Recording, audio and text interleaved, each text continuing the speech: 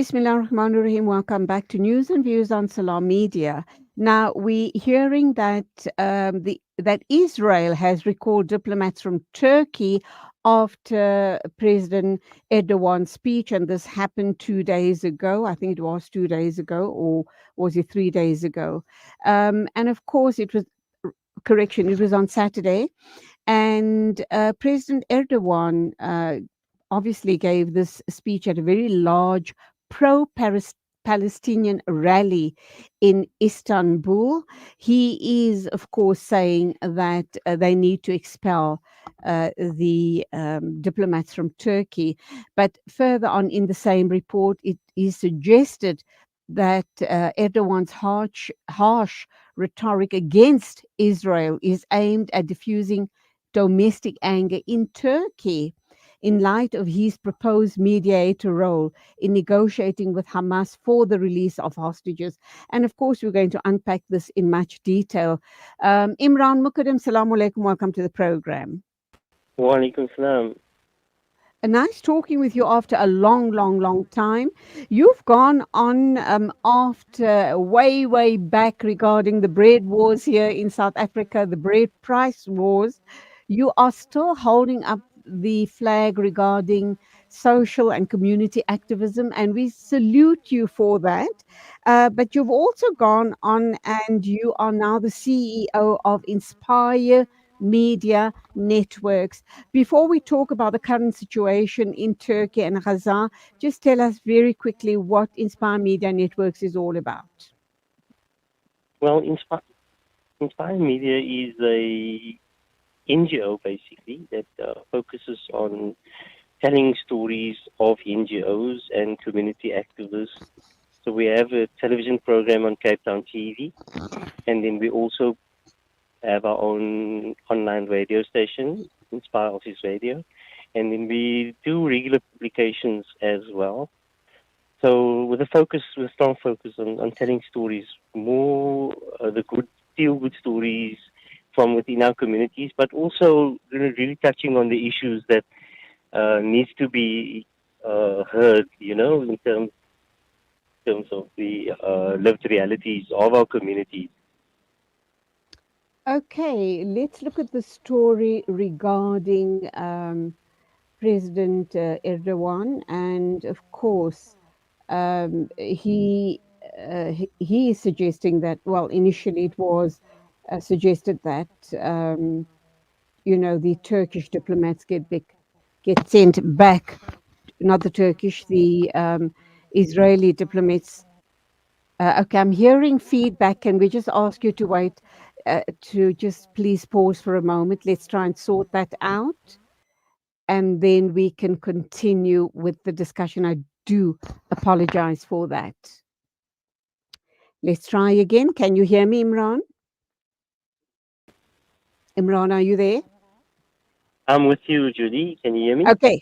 Yes, I can hear you, but I'm still hearing that feedback in the background. It's a bit soft, but it is there. Let's try and proceed with the interview, inshallah. Okay, the recall of the diplomats from Turkey, we understand, follows a speech given on Saturday by Turkish President Erdogan at a very large pro-Palestinian rally in Istanbul. Good move. Your thoughts? What sort of a message is it sending to the rest of the Middle Eastern countries and possibly the rest of the global community? I think we have to be very circumspect when it comes to Erdogan. We know that he has a hot and cold relationship with Israel. So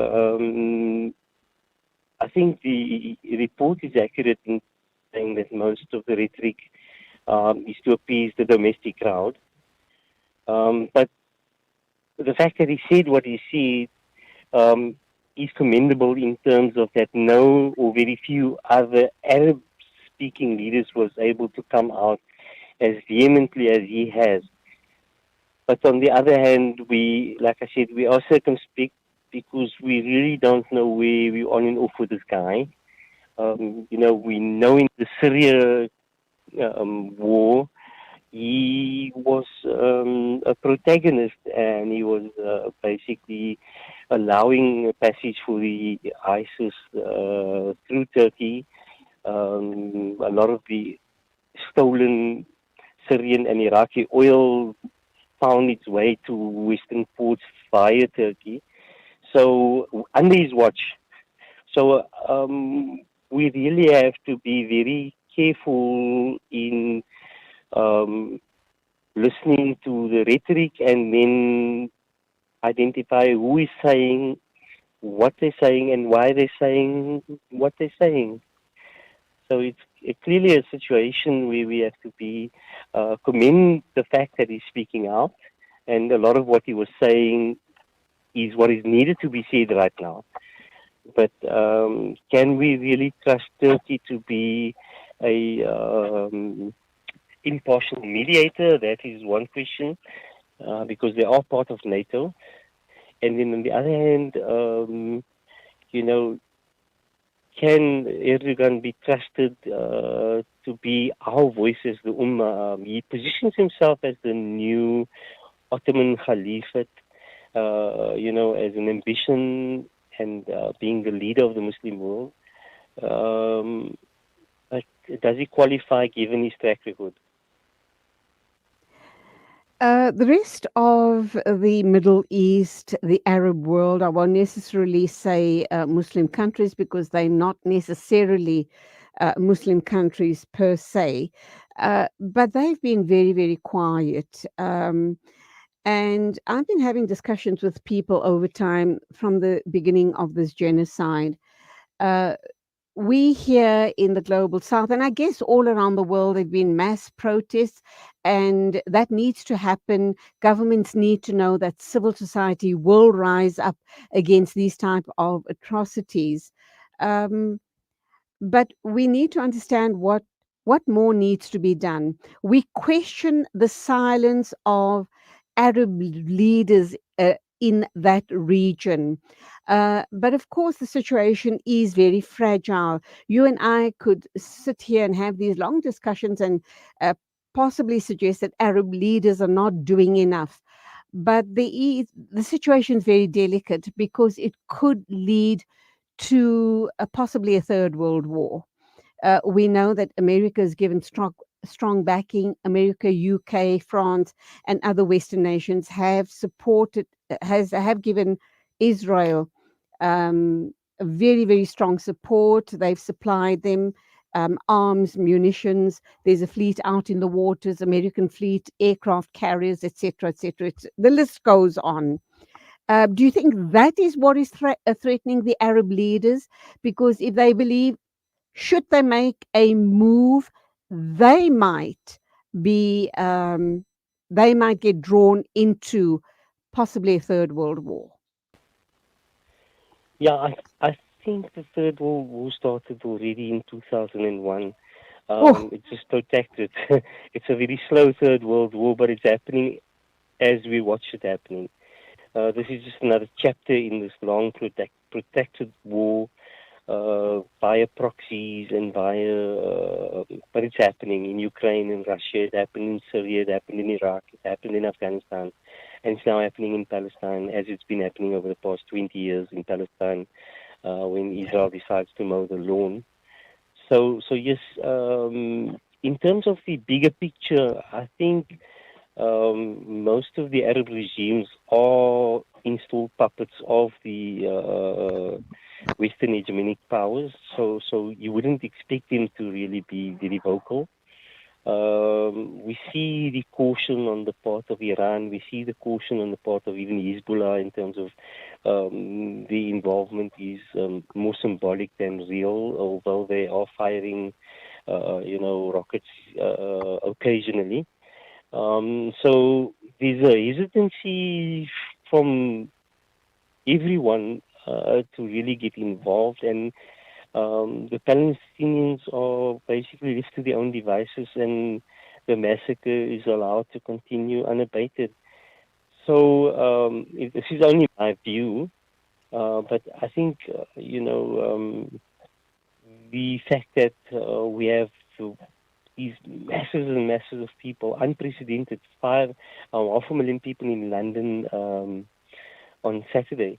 The biggest protest in the history of the UK on the streets of London. We're seeing the mass mobilization. We're seeing that the sentiment of the world peoples are with the Palestinians.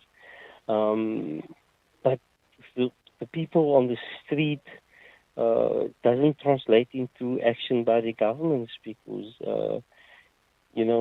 everyone has their own interest, basically. And all these countries are. We look at the speech of our foreign minister, Naledi Pandor.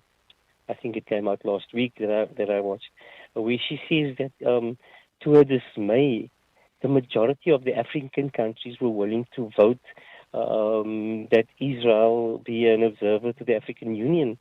And it was only through her vehement objection that for now the observer status was revoked. So it's clear that Israel also has huge economic clout, for that matter, amongst the even African leaders and also in the Middle East. So we are dealing with a situation where, the only thing that we as the public can do is raise our voices and increase the pressure from the boycott and divestment movement by boycotting projects from Israel. But the other area where we need to focus a lot of attention is it's not only Israel that's the perpetrator, it's the United States that's enabling, it's the European Union that's enabling. So our focus should not only be on Israel, it should be on the US and on the European Union. And then another aspect especially as South Africans, that we need to focus our energies on is the huge amount of young Jewish conscripts coming from South Africa that's actually going to join the IDF, who carries dual citizenship, and they leave here and they go and fight there after they leave school. And it's been glamorized in the Zionist schools that young South African citizens should go and fight in a foreign country, in an occupying country, perpetrating human rights violations. And we are basically just quiet about that. And we need to track this and we need to find out how many South African citizens are active in the IDF. And we need to ensure that they are prosecuted for violating our country's legislation around being involved in foreign forces. So there are things that we can do on the ground as well. But I think importantly we must target the South African citizens that are active in the IDF, and then also South African companies that are active in Israel, that we should intensify the boycott. And then also, we should focus our energies on the rest of the enablers, which is the US and the European Union, and really highlight the fact that Israel is not doing what they're doing in isolation. They're doing it with the complicitness of the Western hegemonic powers. And, fortunately, the media is no longer the monopoly. We are able to, have access to social media and the alternate narrative. And that is where, we do most of our activism. But also we need to hold mainstream media accountable. We need to hold our public broadcaster, the SABC, who is very biased towards Israel. A lot of the reporting is in a way that portrays Israel as the victim.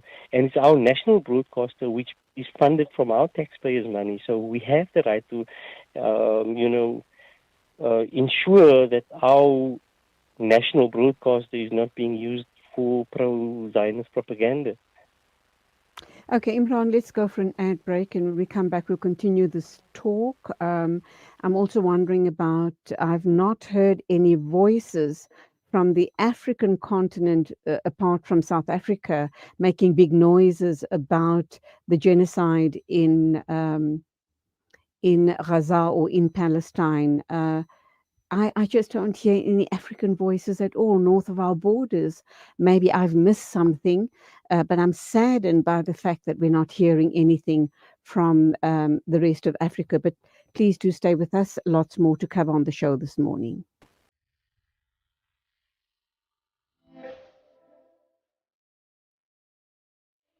Listen to something fresh. Listen to Salam Media, your humanitarian broadcaster.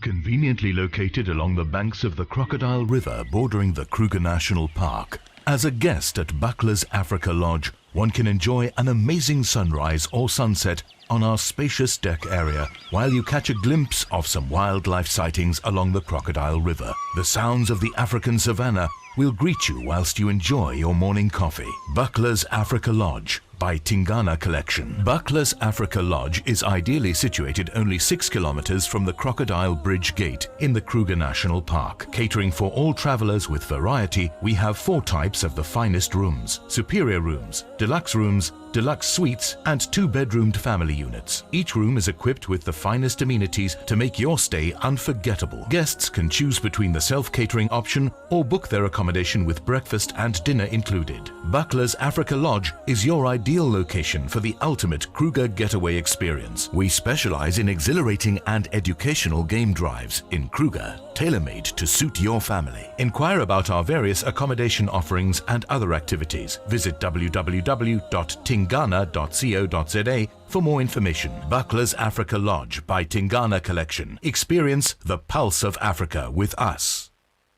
There's no smell that takes me back to the comfort of my childhood than the smell of black seed oil being applied by my nanny.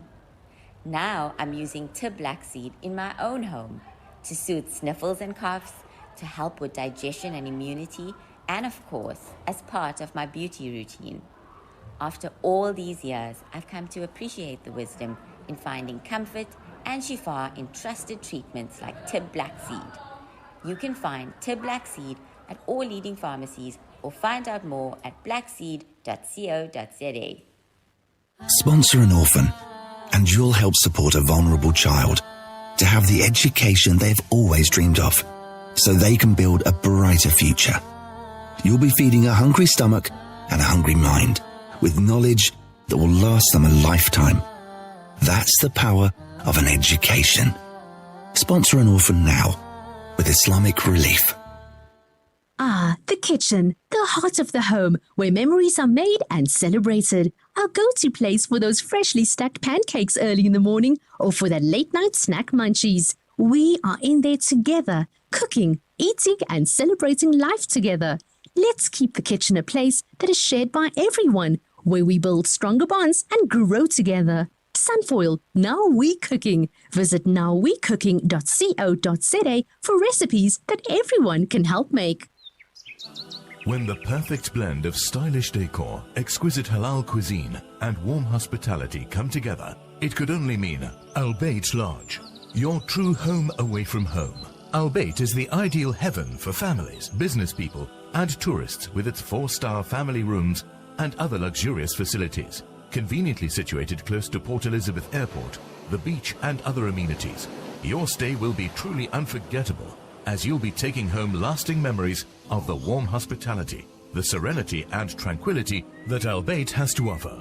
For reservations, call 041 583 6415 or visit www.albaytlodge.co.za. Breaking stereotypes, moving boundaries, joining hands. Salam Media.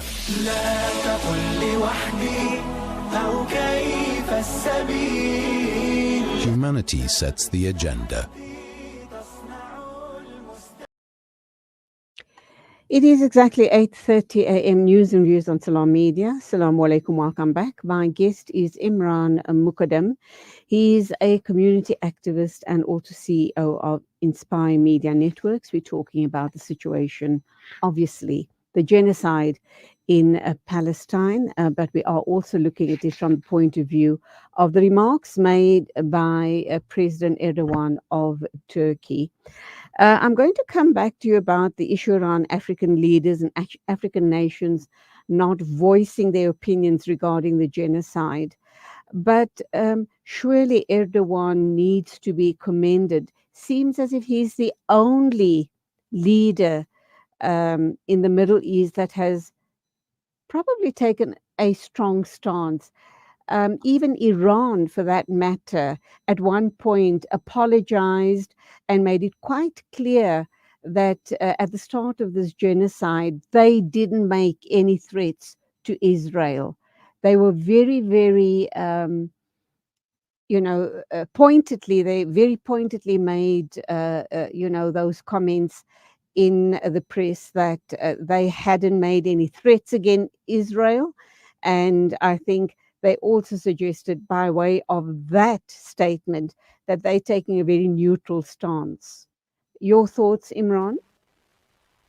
Yes, I think Erdogan has the clout to say what he says. He's got a substantial army. He mentions in his speech that he is, that Turkey was involved in the conflict in Libya and they brought stability there. They have influence in the region and positioned where they are, they have dominance. So he mentions this in his speech, and then he speaks out very strongly against Israel and Turkey's position on that. And yes, you're right. He does need to be commended for being this lone voice right now in this wilderness, and hopefully his influence will bring an end to the or some relief to the Palestinian brothers and sisters in Gaza and in the occupied territories. So knowing that Turkey has taken a strong position, also boosts the morale of the fighters on the ground in Palestine.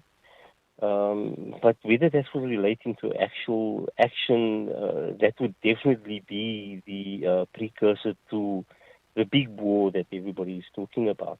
So yes, it is very, very dangerous ground that we're walking on, given the rhetoric and given the position that Turkey has taken. If it is the official position, then it does mean, that Turkey would drag NATO in, and being a member of NATO, that would put the rest of NATO in a very precarious position should real conflict break out between Israel and Turkey, because where do they, go with their NATO position? An attack on one is attack on all.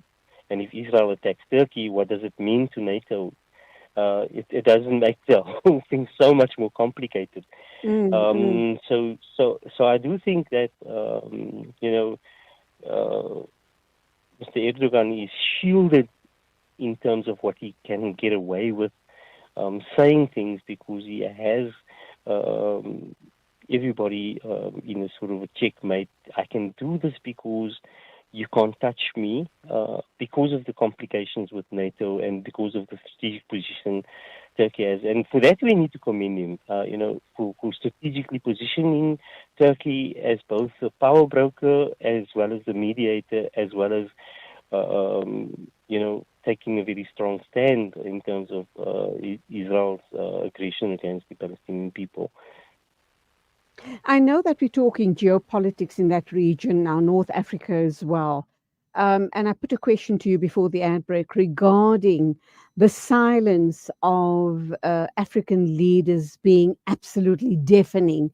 I've not come across any statements by any North or African leader, apart from South Africa, obviously, condemning the genocide in, on the Palestinian people. Do you suppose the reason for that is because they are so beset with their own problems, economically and otherwise, politically, economically, and the instability that a lot of African countries are experiencing as well, that they just kind of really concentrating and focusing on their own issues in their own countries? Or is that not the way to go? Should they at least offer some form of support to the Palestinian people? Should they make their voices heard, however small, to suggest not in our name? You can't carry out a genocide in the 21st century. There's no place for it. Your thoughts? I think it's not entirely true that Africa has not been vocal. We've seen the Cairo summit. Most of the African countries were represented, and really strong message came out, despite the fact that the summit couldn't find consensus around even just the point on a ceasefire, in calling for a ceasefire. But there were some voices there. And I think on the streets of Africa, we've seen Nigeria, we've seen Cairo, we've seen Tunisia, Algeria, really coming out in huge numbers in support of Palestine. The fact that the leaders are circumspect has a lot to do with the economic clout that Israel has in terms of, support for these African leaders. They're basically buying their way around getting support from many of these African countries. So it's a reflection on the weak leadership that we have in Africa right now. Africa was prepared. The African Union was prepared to allow Israel to have observer status if it wasn't for the objection of South Africa. So we have many countries in Africa that are not even neutral. But there is some voices out there. I cannot recall exactly who said what, but I know that at the Cairo summit there were some very critical voices coming through from the. A problem that I have is specifically with Egypt's position, in that the Rafah border is the access point to Gaza, and the aid is being denied to go through the Rafah crossing, but it's controlled by Egypt, and they are allowing the Israelis to dictate what can go in and what can't. And this is where we would have expected, Egypt to take a much stronger position and say, we're not going to allow this humanitarian crisis to continue in, starving and our Palestinian brothers and sisters from medicines and basic needs. So Egypt is complicit. I think if there's one country that needs to be isolated as well in terms of the complicitness with the Israeli regime, it would be of Sisi of Egypt. We know obviously that he was installed as a puppet by the West, and that the legitimate rulers, the Ikhwanul Muslimin, was there was a coup against President Morsi, and it could have been much different if that was not allowed to happen. And it is an indictment on, the people of Egypt that they actually allowed the revolution to be hijacked the way they did. That it did, and again, we see how the hegemony is maintained by Israel through installing puppets in the neighboring Arab countries. I guess it's no secret that even Israel is 101% supported by the states, the United States, and of course they have their reasons for why they need that presence in the Middle East. It's about controlling those rulers and installing that very many puppets in the Middle East. And you kind of just ask yourself, are you that cheap that for a piece of gold you sell your soul? And it seems that is exactly what's happened in the Middle East. And we do know the issue is much, much bigger than that. It impacts on the entire geopolitics in that part of the world. And of course, the ripple effects all around the world. But common sense does have to prevail, and the genocide has to stop. It doesn't matter what sort of trade-offs happen in the process. In closing, then, I need to ask you this one important question. My expectation, and maybe I don't have the full picture, but my expectation when the genocide started was that Iran would come out in full force and support the Palestinian people. It hasn't happened up to now. We also know that for a long time, the West has been accusing Iran of having developed nuclear weaponry, etc., etc. Your thoughts on Iran's stance? We also have another issue playing out in the Muslim world, so to speak, and there's this issue around the Sunni Shia divide.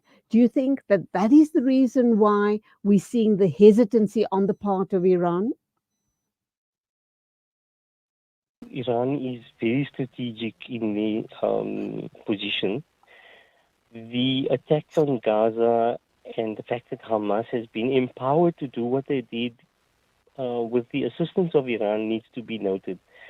So Iran is in a very, very delicate position in that Hamas would not have been able to do what they're doing right now and what they did on the 7th of October if it hadn't been with the assistance of Iran. And that needs to be noted. Also, Iran enabled the defeat of the Saudis in Yemen, and Iran enabled the defeat of ISIS in Syria. So we have to be very careful in criticizing Iran. What Iran's position is right now is that they're not going to walk into the trap.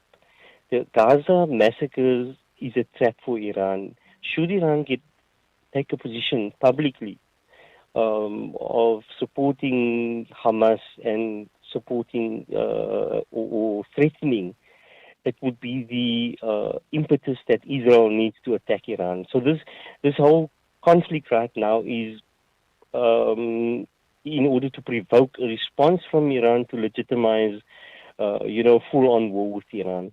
So Iran is understanding and realizing that a lot of what's happening is targeting them directly, and should Hezbollah or Iran get directly involved in the conflict, it would be the impetus required to start the full-on onslaught on Iran. Iran is the target. They definitely are the target, and strategically, I think the position that they have in terms of supporting Hamas logistically is the contribution that they are making, and we cannot, emphasize enough that Iran is the only country in the Middle East that it is prepared to make it publicly known that the weapons that Hamas is used, those rockets, those drones, all of those are Iranian technology. And they have basically put our brothers and sisters in Palestine in the position to defend themselves, which none of the other Arab countries has done, say, for the past 30 years. Imraahn Mukaddam, thank you indeed for your insights on this issue, the genocide. Whilst we, the rest of the world, watch aghast, but it seems as if none of us can do anything to stop this ongoing genocide. But thank you indeed, and we'll be in touch again sometime soon. Assalamu alaikum to you. Wa alaikum salam, and shukran for having me. That was Imraahn Mukaddam, community activist and CEO of Inspire Media Networks based in the Western Cape. Standing by to talk with us next is Wafa Aludaini, a Palestinian journalist based in Gaza, and we're going to get an eyewitness account of what exactly is happening on the ground this morning at 8:45 a.m. South African time.